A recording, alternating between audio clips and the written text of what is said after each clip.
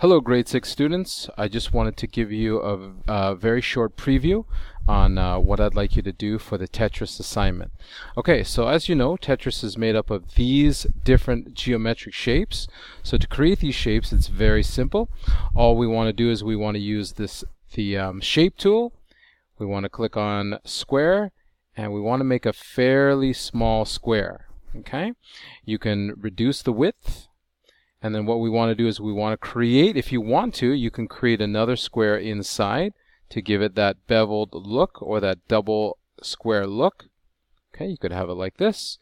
You can reduce the width. Okay, then what we want to do is we want to get the color right. So let's click on the outer shape and let's fill it with an appropriate color. So again, depending on the shape that you are creating. So let's say if I go with this S block here, it's a bright green. So what I have to remember is I have to color both. Actually, if on the inside square, if you take off fill, it will just color from the outside. So I've colored the outside square, and because the inside square has no fill, it will just take the color of the outer square.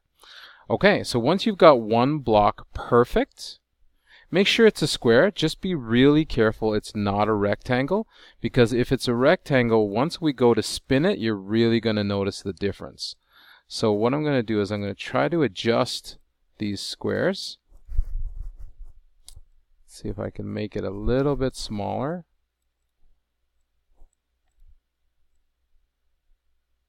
Okay, so once you get the perfect shape, what we want to do is we want to surround it and then group it together. So now these will move as a group.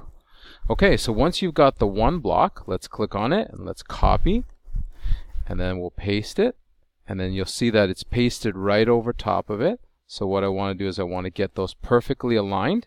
Now if you want to get them perfectly aligned, you can drag a box around them and go to options and go align, and you can align the top. Okay, so once I've got that, what might be good is if I just copied and pasted this shape here, and then I can just place it on top. Let's have a look at what the S block looks like. Yeah, that looks pretty good. Okay, so once I'm happy with it, again, I want to group it together. So surround it and then group it. Now it's locked.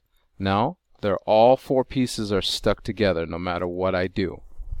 Okay. So I just want to show you this. I just did something very quickly for you just to show the mechanics. So just have a look at this. I'm going to play it for you.